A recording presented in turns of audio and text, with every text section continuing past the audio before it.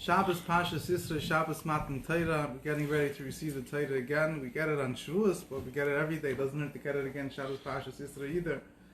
Definitely doesn't hurt to prepare for getting the Torah again. And Chol HaKoyre, right? It says that Alter Rebbe speaks in Torah Oyer, that when the Chassidus in general he speaks to when we receive the Torah, every time we learn the Torah, we're receiving the Torah again. It's the same koilus of brak and the same thunder and noise and the same great powerful revelation that took place at the giving of the Torah the first time happens every time we learn Torah. The only thing is, most times don't even think about it, and even when we do, it just gets us a little nervous. We don't really learn Torah the way we're supposed to. I'm talking about myself as well. The Rabbi writes Tanya Perach Gimel Rav Kol Meichel Savalda, right? Not everyone is even able to tolerate such intense fear when they learn Torah. But at any rate, the Rabbi says the story. The Rabbi told the story actually over to kids when the Rabbi went to Yisro, New York. The Rabbi said a story of the Baal Shem Tov, the Maggid. Another student of the Baal Shem Tov. He went to the Baal Shem Tov. He had a question in the Zohar. And basically, Baal Shem Tov, I asked him how he understood it, and he said, whatever. The Baal Shem Tov told him it's not how you learn Pshat. The Rebbe started learning the Zohar, and the way he learned the Zohar, it said, the way the story goes, is that he started seeing all those malachim. It wasn't just you're talking about some abstract, theological, theoretical, intellectual concept. He learned it in a way that he became revealed what you saw. You talked about the Smal and Salem. The thing was revealed with Poil. Automatically, obviously, the question disappeared. But the point is, Rabbi mentioned the story for kids. When you learn Torah, you're supposed to relive it. It's not just a matter of obtaining knowledge. It's a matter of reliving it. It's what Chassidus calls the Noisina Torah. There's the knowledge and there's the giver of the Torah. To learn Torah, there's the Eitz HaChaim and the Eitz HaDas. We know that, what are we suffering from? COVID-19 started 5,781 years ago, when there was when there was the first sickness that came upon the world, that we ate from the Eitz HaDas. What's the idea of Eitz HaDas? So there's many interpretations. I'm not here to give a whole shir on it. But one idea is, Eitz HaDas means there was two trees in Gan Eden. There was the tree of knowledge, of good and bad, and there was the tree of life. In Torah also, there's these two levels. Chassidus and Kabbalah explains there's a level of Torah, which is the tree of life. A Torah is called Eitz Chaim.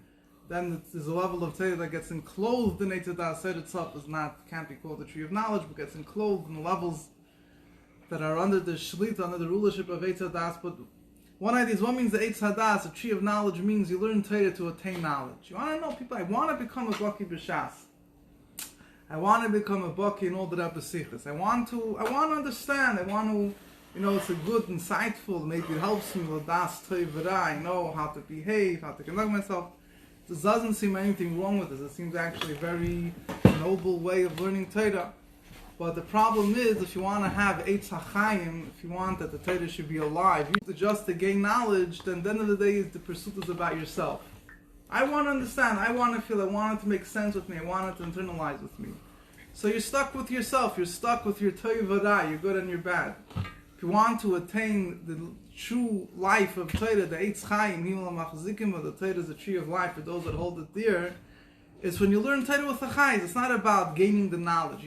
When you approach Torah, it's not about what you're gaining from Torah. But it's about the fact you're connecting yourself with Eibush. You're reliving your connection with Eibush through learning Torah. And then you get life. And I'm sure somebody, if you really focus on this, you could attest to it. Sometimes you learned, and you're trying to understand something, and you thought, and you asked, and okay, when you walked away with it, you felt accomplished, you understood it, you got it. Did it necessarily really change you? It made you smarter, made you more educated, it gave you more, you're able to speak with better lingo, you were able to deal with it more professionally maybe, but did you really, was your neshama turned on? Not necessarily. But sometimes a person learns something, he's not looking for any chidushim, but he learned something with the inner chayis. Somehow he got connected and he sat and he learned, someone pulled him over to learn something and learned it with the chayis, and that could have much bigger effect on him than when he sat down and he learned and he wanted to achieve his knowledge, right? Because when he sat down and learned with the chayis, he wasn't interested in his He wasn't trying to achieve anything. He was trying to connect to the Eibusher. That's when you really achieve. So the Indian of Matan Torah is true of it. First of all, the Eibusher says, and then more importantly is the Noisan Torah. We're learning Torah in order to cleave to the one that gives the Torah. That's first of all. Second of all, the Parshas Matan Torah starts with Yisro. Right? What was the ufta of Yisro? Yisro came. What did he come? He came. Yisro was the Kohen Midian. He was the chief of Midian, which means it has a physical and a spiritual meaning. He was, the chief. He was the, like a minister. He had a political position or some type of noble leadership, and also he was a guru. He was a spiritual guru of the place. He was the one that understood all the philosophies, all the Middle Eastern, all the yoga and everything else. And Yisro was the one that would teach people. He was the expert in all the matters. And Yisro comes to receive the Torah. He comes to the desert and he's there by Matan Torah. And the Eibusher was waiting for Yisro, right? The Eibusher didn't give the Torah. The Zohar says until Yisro comes and he acknowledges the greatness of the Eibusher, says, Ati Yadaiti, Gadol Hashem, Mikol Elokim, the Eibusher doesn't give the Torah. Now the Rebbe said there's a small nuance over here that the Rebbe picks up on. The Rebbe said Yisro, he could have converted to Midian, he could have acknowledged, he could have read the book, he could have got the news, watched it live on 7 o'clock news was going on in the Mizbor, and he says he realizes that the Jewish people is great, and he could send them an email and ask them, what do you do, what don't you do? And he could have converted, stayed home and converted. Why does he have to schlep out into the desert, go on a trip in a place he's going through? Was a very dangerous trek also, to Mizbor HaGadol V'Hanoida, wherever place. Going out on a trek to the desert So the answer is that Yisro realized that in order to receive the Torah, you have to go out of your Hagbalas. You can't receive the Torah sitting at home in Midian watching TV, watching your 7 o'clock news. And you understand, yes, it's good, it's Geshmak, you know what you need to do. You'll sign up, you'll get your hat and jacket. He realized that in order to receive the Torah, you have to leave your comfort zone. That's what he understood from Kriyas Yamsuf and the war with Amalek. The Rebbe explains Kriyas Yamsuf. The only way there was the idea of the Yidden had to have Mesiras Nefesh. When it came to Mechanas Amalek, also the Amalek questioned. The Amalek came because they didn't have unquestioning faith, which transcended logic. Yisro realized that if you want to receive the Torah, you have to go out of your comfort zone to receive the Torah. That's the first thing. So again, it's a similar idea. Many times we want to grow. Everyone wants to grow. It's a generic thing people say. You want to grow. What's the biggest room in the world? Is a room for improvement. So everyone wants to grow. The only thing is, are we ready to go out of ourselves? Are we ready to do what we're not comfortable with? Even a little bit. Or when we say we want to grow, means we grow. We eat more, we think more.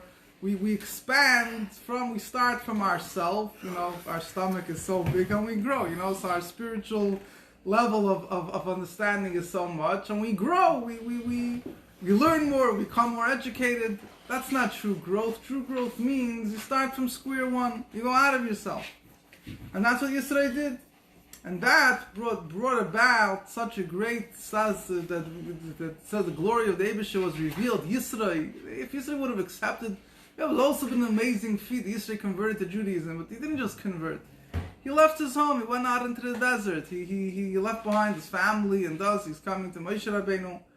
So this is the way we have to approach Yiddishkeit in general. Baruch Hashem, we're not living in a situation where we have to go to a physical desert, but it means that we should be devoted. We should do what the cause is. And today is also Chafei Shvat, is the Rebbetzon's birthday. Rebbetzon's Yahrzeit, I mean. And the truth is that before Chafei Shvat, only a few people knew about the Rebbetzon. The Rebbetzon was like the biggest secret in Lubavitch, she no one hardly even knew who she was. And the Rebbe made it, the Rebbe, so to say, was the one that encourage people to do things for the Rebbetzin, to learn from the Rebbetzin, etc., etc. And the Rebbe said that after the Rebbetzin passed away, it was a new tkufa, it was a new period in the Rebbe's leadership. And truth is, v'gashmius, there were many differences that people noticed. The Rebbe's whole approach, in certain ways, his hanagas changed a lot in many different things. No more weekday verbringen. No more weekday verbringen, the Rebbe Shabbos was a verbringen. And the Rebbe started speaking. No, my Morim. No, my Morim already started from the case of the Svarim. The word to my Morim and test. Also, the Rebbe physically, Pashat, aged a lot. It was a big, for a long time. The Rebbe, you could see, was broken, and that's. Well, I don't want to get into the whole thing. It's not up. You know, I don't see what the point of talking about. The bottom line is that the Rebbe said that after the Tira of the Rebbetzin was, the Rebbe started davening Shabbos every day from then on with the minyan, which years ago was unheard of. Certain things changed. It was different. It was definitely a different, you know, way the Rebbe did things was differently. But anyway, but the point the Rebbe says over there is the Rebbe speaks about Chav Beis. You know, obviously it's a day that is most importantly connected with Neshei B'nais Chabad and Neshei B'nais Yisro. And but the Rebbe says that the Rebbe speaks about the idea of bringing down Bli Gvul into Gvul, which basically means the Rebbe says that the Frierdiker Rebbe's leadership was more associated with the concept of Gvul, meaning, at least the way this is my own interpretation, if I may, that Frierdiker Rebbe's leadership, Frierdiker Rebbe had great Mesiras Nefesh and everything, but at the end of the day, the Rebbe was really the one that did things in a way of like Lechatchila Ribber, you know? Like the Rebbe went full force, you know, ahead, and you know, you basically you either were on the train or you're off the train. You know what I mean? The Rebbe like didn't really sit there and you take, for example, the first years of Shlichus, the Rebbe didn't sit and ask if they did want to go, not want to go. The Rebbe sent you. You know, then the Rebbe's approach in general was, you know. What do you mean? The Rebbe could just tell you go move there? The earlier years, the Rebbe called in someone. He asked them, you know, officially they were asked to go. Or they were told to go, and but once people started not accepting it, the Rebbe stopped telling people directly where to go. The Rebbe, that was on the all questions is like that's not because I don't want to get off when it's off live. You could speak a little bit more, but the bottom line is that that's the way it was. And but the Rebbe says that. The Rebbe connected the numbers 10, 11. The Frierdiker Rebbe's Avodah is connected to number 10. Yud Shvat is 10. Tavshin Yud is also 10. 5, 7, 10. The Rebbe's Avodah was 11, which is beyond 10, beyond nature. But the Rebbe says that Chav Beis is to draw down Bli Gvul into Gvul. That, in other words, in simple English, there's two approaches one could have in Yiddishkeit. One is that you just pfeif on the Welt, basically, you know. You just do your thing and let the world fly to all sides.